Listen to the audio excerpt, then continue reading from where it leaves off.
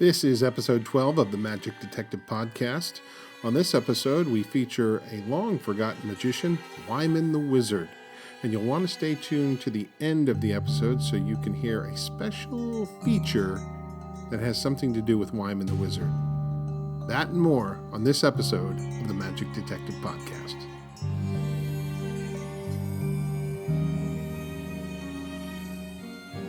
Hello and welcome to the Magic Detective Podcast. I am your host, Dean Carnegie. I am the Magic Detective, and this is episode 12 of the podcast. It is January of 2019, and I'm going to start the podcast off by saying that 2019 is starting off no better than 2018 ended, I'm afraid. So I have bad news. My friend and mentor, Denny Haney, the Denny and Lee Magic Studio, has passed away. I'm sure you've probably already heard the news. It's been all over Facebook, and quite a few people have reached out and been talking about it and so forth. I think I had mentioned previously that Denny had been diagnosed with stage 4 cancer, and he died in his sleep on January 22nd, 2019. Denny was a dear friend, and a dear friend to many, and so many people that have been commenting and talking about Denny online. They all say the same thing. He was my friend, he was my mentor, and he really was. I mean, he was not, he ran a magic shop, yeah, but he wasn't your typical magic dealer. Denny didn't sell junk. He wouldn't sell knockoff products. He really cared about magic. I think some of my favorite times with Denny are just talking magic, and you'd see his face light up when he would get into just the intricacies of what made magic unique and special, and how to take just an ordinary trick and really give it a great presentation and a great spin. And he just was a phenomenal performer. He was a great friend, an honest magic dealer, and wow, what can you say? I mean, he's already missed, and he's only been gone a few days, and I'm sure we'll be talking about Denny in the future here on the podcast. In fact, I know we will. I have a lot of Denny stories that I'd like to share.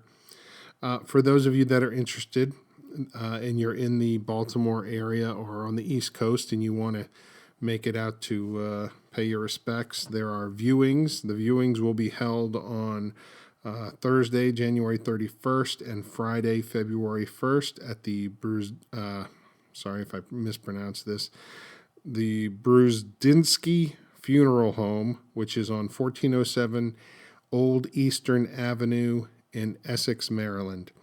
The hours of visitation will be between 3 and 5 p.m. and 7 and 9 p.m. on both days.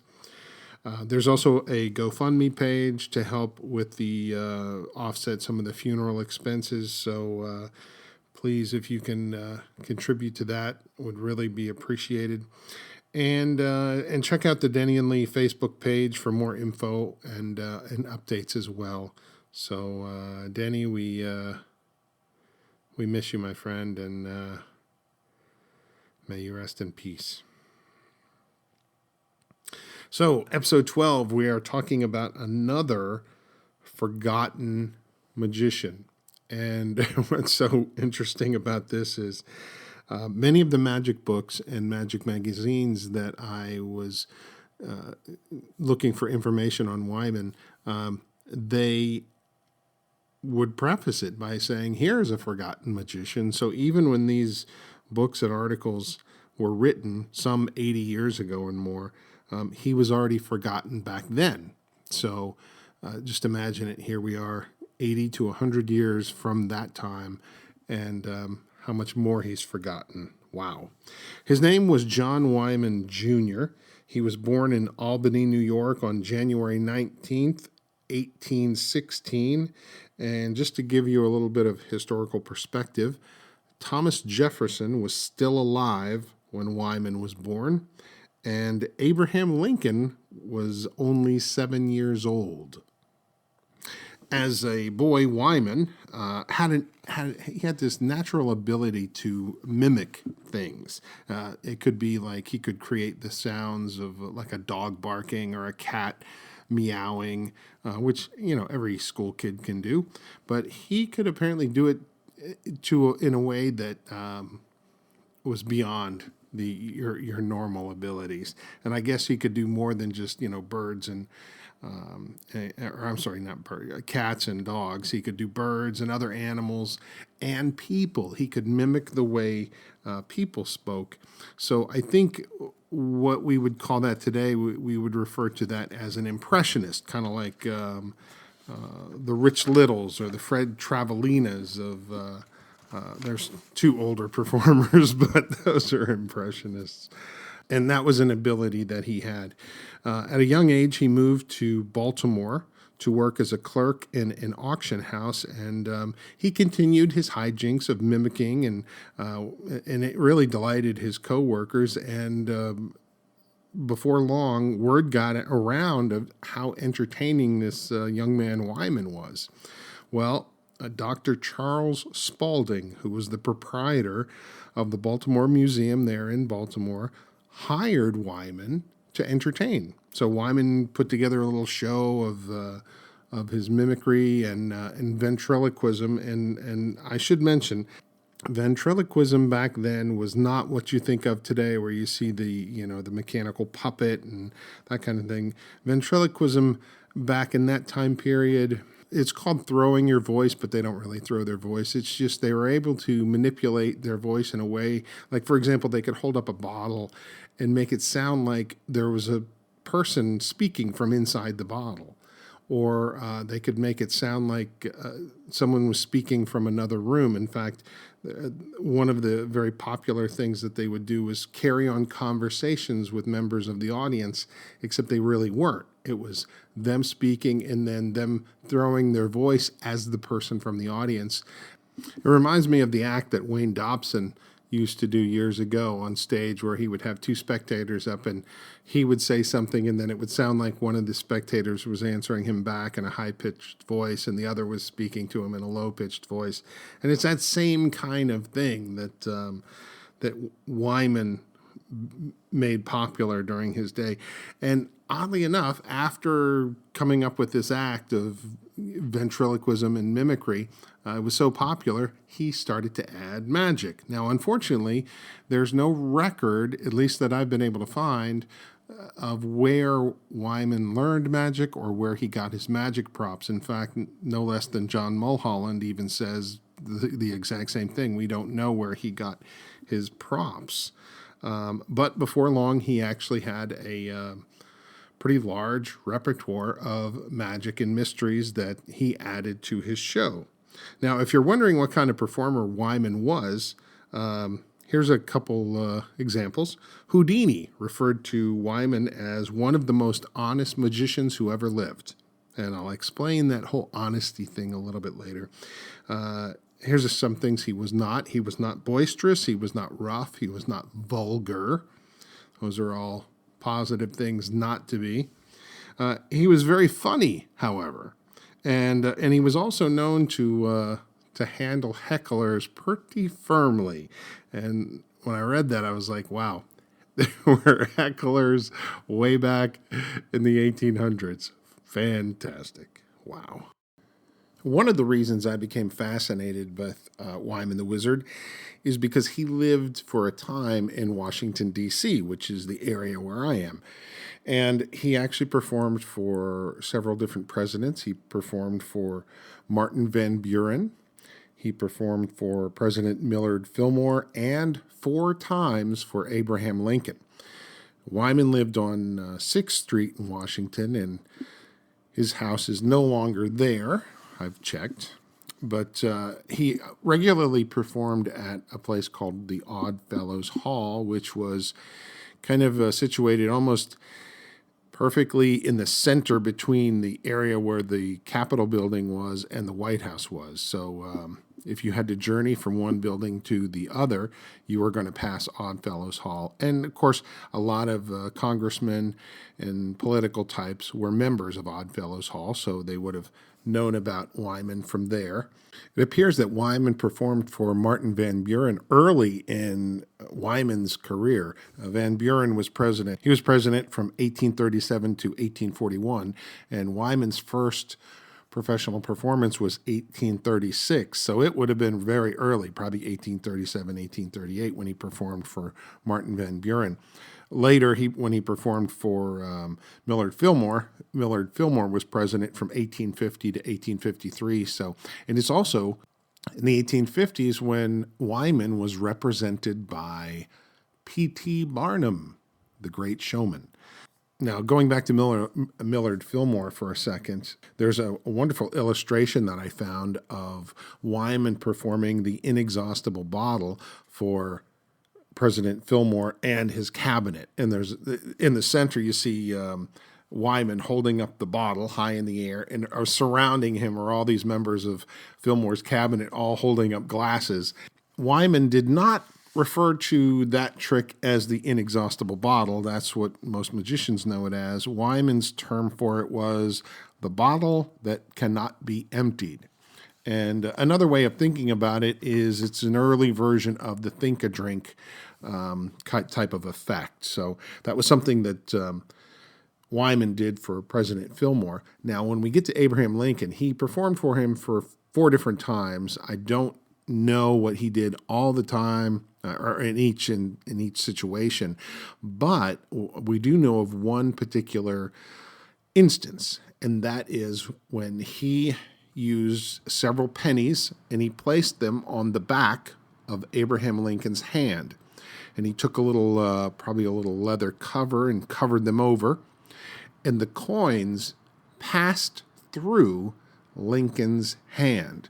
And the props for this, the pennies and the little cap, and this effect was called the cap and pence. Those props are now in the collection of David Copperfield in Las Vegas. And those were used by Wyman the Wizard, and those very coins passed through Abraham Lincoln's hands. That's pretty cool. Now, I did read an article in the Sphinx by John Mulholland where he was talking about some of the old-time performers, and he talked about Senor Blitz, for example, and he said Blitz was famous for doing small magic. And then he goes into the next paragraph, talks about Wyman the Wizard, and Wyman the Wizard also did small magic. And reading that, I realized what they were referring to when they said small magic was a little different than what we might think of small magic today. If you said small magic today, you'd probably be thinking of close-up magic, card tricks and coin tricks and that kind of thing, or even what they might term street magic. But that was not the case for those performers. They were performing really stage magic or platform magic. Just to give you an example of a couple of the effects that Wyman did. Of course, we know he did the Inexhaustible Bottle. He also did the artist's portfolio that was made famous by Robert Houdin, where he had a large artist portfolio that was folded flat, and he would open it up. It would sit on like a little tripod, and he would open it up and reach inside and produce all sorts of objects like a large bird cage, for example, and other things as well. But they all came out of this flat, formerly flat portfolio. Wyman also had automaton in his show, and I'm not super clear on what all the automaton did, but I get the impression from what I've read is he used his ventriloquism along with the automaton. So here you had kind of if you think about it, modern day ventriloquism, you've got the ventriloquist with his ventriloquist figure. Here's Wyman back in the 1850s with automaton. He's not connected to them. They are, wind-up toys, basically, an elaborate wind-up toy, and they're operating on their own, and he's causing them to speak using ventriloquism. So that's a really fascinating way of incorporating your own talent into that of the automaton as well. Another popular effect in his show was something he called the famous crystal casket, which was a glass box that you could clearly see that was empty, and he would make an object visibly appear inside the crystal casket. Another feature of his program was he called it the gun feat. He actually purchased this from John Henry Anderson, the great wizard of the North, and this was the bullet catching effect. And that was in his show as well. Fortunately for Wyman, he wasn't one of the casualties of the famous bullet catching feat. Other effects from Wyman's show include the aerial suspension, which he also purchased from John Henry Anderson. This was actually a ripoff of Robert Houdin's aerial suspension. There was a small effect called the Little Bobby, which I've seen.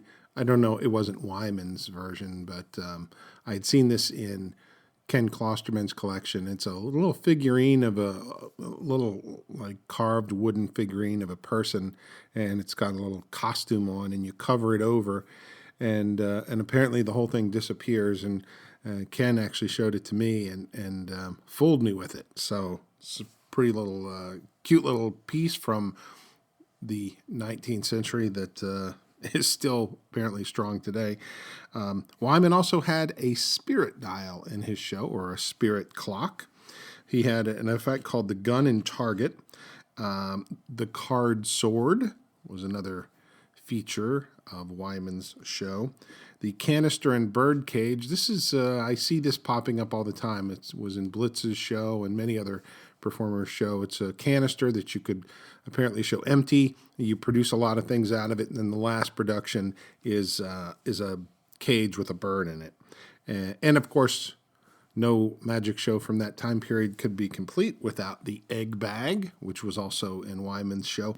And probably the largest piece in his show was his Sphinx head illusion. This was a table, a three-legged or four-legged table with a box that sat on top, and about the size of a bread box. And you'd open up the front door, and you could see a head in there. And typically, it was called the Sphinx illusion because the head was dressed like the head of the Sphinx. And the eyes would open, and it would begin to talk to people in the audience. It was a wonderful illusion and an early principle of illusion magic. And like I said, probably the largest thing in Wyman's show. Now, it seems that Wyman may have been the first magician to perform mediumistic stunts as magic in his shows.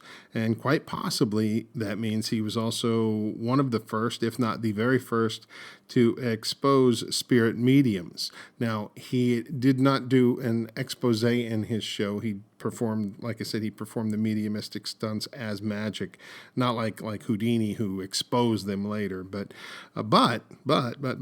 he was part of a committee in 1857 that investigated the Fox sisters. And in the official record printed in the Boston Courier, he is listed among several other professors.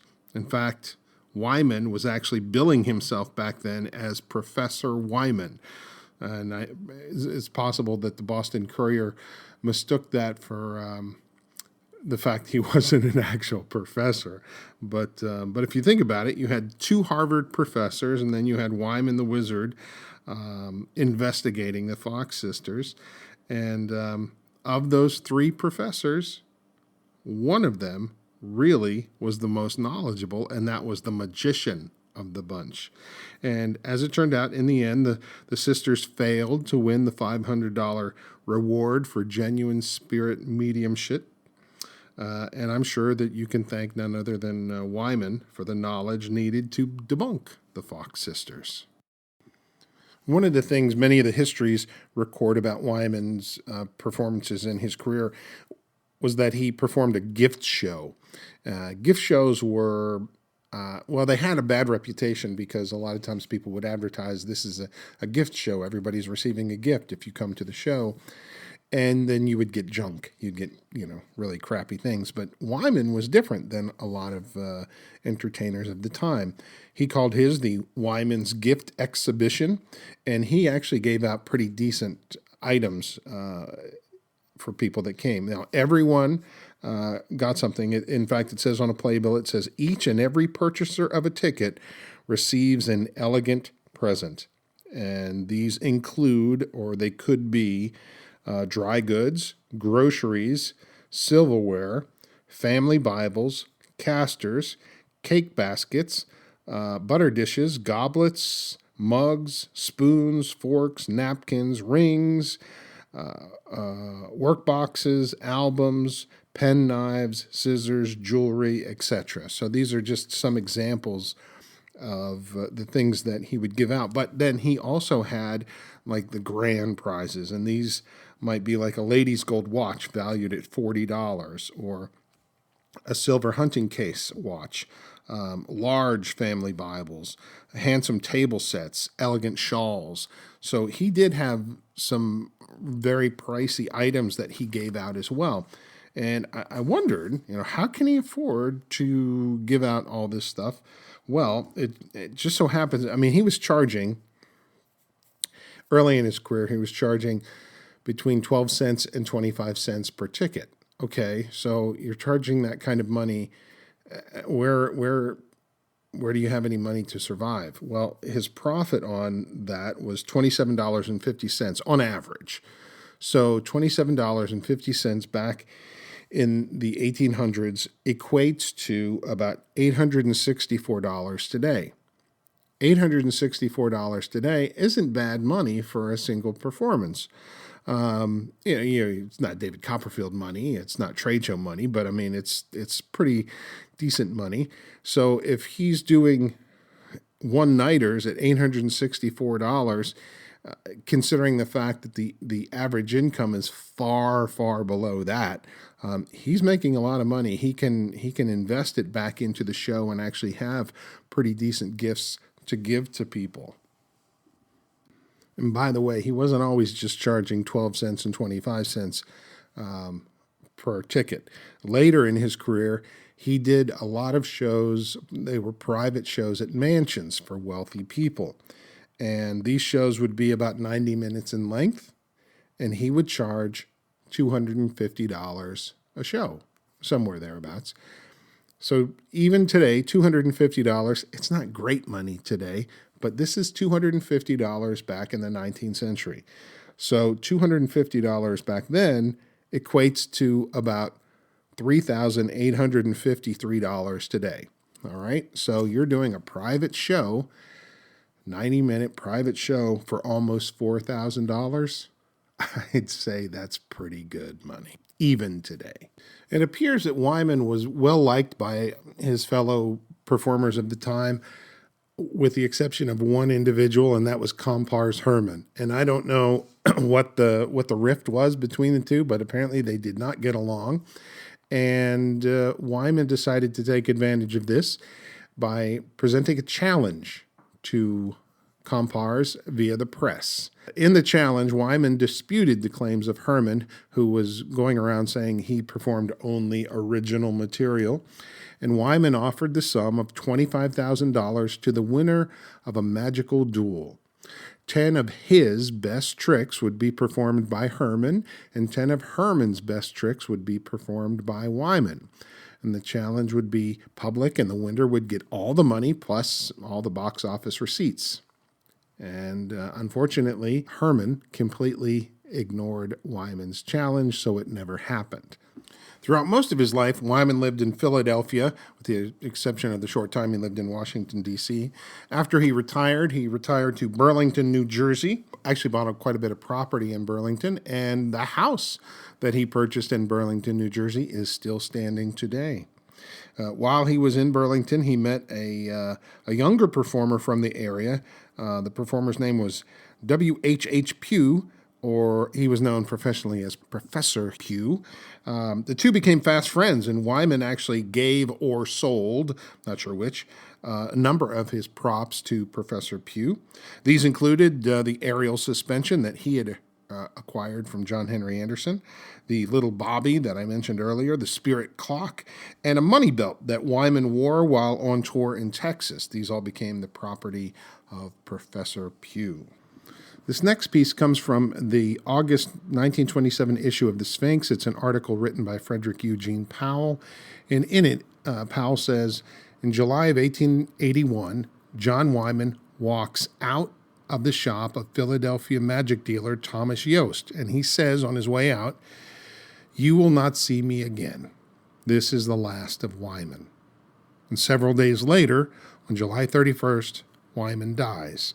Oddly enough, Wyman was not ill at the time at all, but apparently had some sort of premonition that the end was near, and clearly it was. John Wyman Jr. was only 65 years old when he died. He was buried in the Oak Grove Cemetery in Falls River, Massachusetts. And if you go to my blog about the dead conjurers, you can actually see a map to where the actual gravesite is located. Some of the things that contemporaries of Wyman had to say, one of them comes from magic history author Henry Ridgely Evans. Evans actually found Wyman to be a very impressive performer, and he was also the very first magician that Evans ever saw, and this created a lifelong fascination with magic, and thus he wrote many, many magic books and magic history books.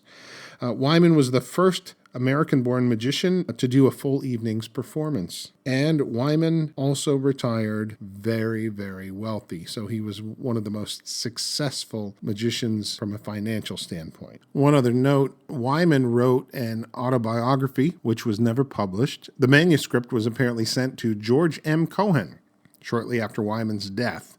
But Cohen claimed that he never received it. So that means that the United States Postal Service was losing packages even back then.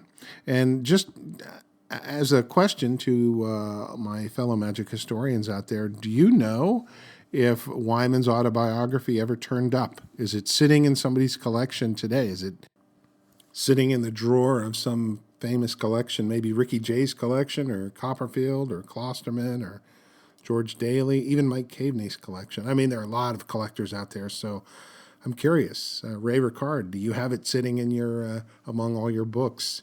You live in that area. Come on, does somebody have it out there? Very curious. I would love to read the autobiography of Wyman the Wizard. So that's not it. That's not everything today. I promised you something else early on, a little tease, and here it is. Milbourne Christopher mentions in his book, Panorama of Magic, that there were at least 2 songs dedicated to Wyman the Wizard. And one of them is called Chemo Scottish by James Ballack, and according to the cover, was composed and dedicated to Wyman the Wizard. It just so happens that one of my readers from my blog, themagicdetective.com, is none other than magician and professor Richard Wiseman. And Richard saw this little notation in an article that I wrote and was able to find the sheet music online. I had a link on it in my article. He talked to a friend of his, musician Cameron Watt, and Cameron was kind enough to recreate the music. And they sent the music to me via email, so that was a big surprise. And with their permission, I'm going to play that music to you now. So I hope you enjoy it. Listen close.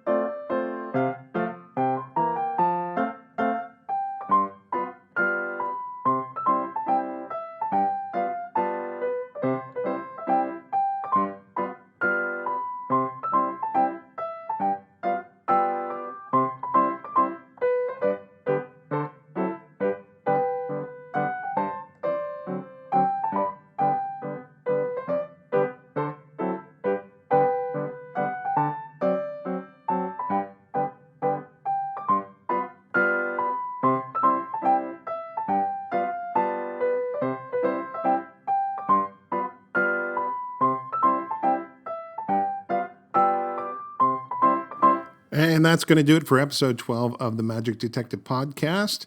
I want to thank you for listening. And if you enjoyed the program today, please remember to like the podcast and please share it with others. Please tell other people about the Magic Detective Podcast. The more listeners I have, the better it is for everybody.